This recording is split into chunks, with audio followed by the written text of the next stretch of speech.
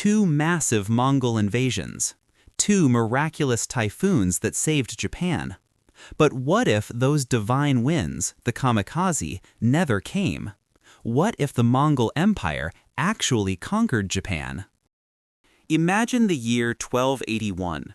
The massive Mongol fleet, carrying over 140,000 warriors and thousands of ships, lands successfully on the shores of Hakata Bay. There are no sudden, devastating storms.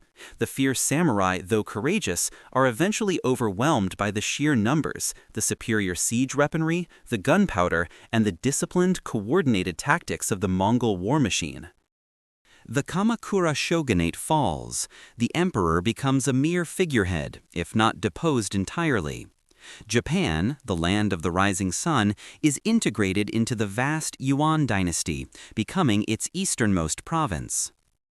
So, what then? Japan would be fundamentally reshaped. Mongol and Chinese administrators would replace the existing feudal lords. Tribute and taxes would flow to Beijing, diverting immense wealth and resources that historically fueled Japan's unique development. The proud samurai class would be stripped of their lands and prestige.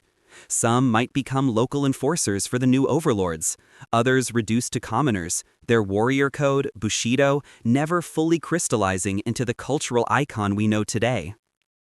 Culturally, the influence would be profound. Japanese language would absorb Mongolian and Chinese elements. Buddhism might be tolerated, but native Shinto practices would likely be suppressed or marginalized. Technology, like gunpowder and advanced shipbuilding, would arrive centuries earlier, not as a Japanese innovation, but as an imposition. The ripples would extend across Asia.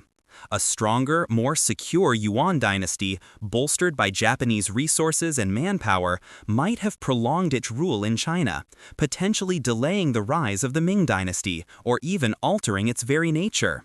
Korea, a vital bridgehead for the invasion, would be even more firmly integrated into the Mongol sphere. With Japan secured, the Yuan could launch more successful naval expeditions into Southeast Asia, expanding its empire further. And what about the long game? Japan's natural isolation would vanish. It would become an open port, inextricably linked to the continental trade routes, including the Silk Road.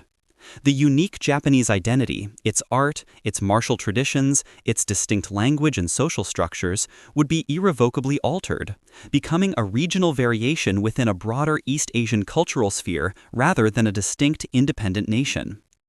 Fast forward to the modern era. There would be no independent, imperial Japan rising in the late 19th and early 20th centuries. No Pearl Harbor, no Pacific Theater as we know it. The entire global geopolitical landscape would be profoundly different. The Japan we know, the Japan that shaped so much of our world, would simply not exist. Just one storm, just one moment, and our world would be unrecognizable. The power of a what-if is truly astounding. Don't miss out on more mind-bending history mysteries. Subscribe now.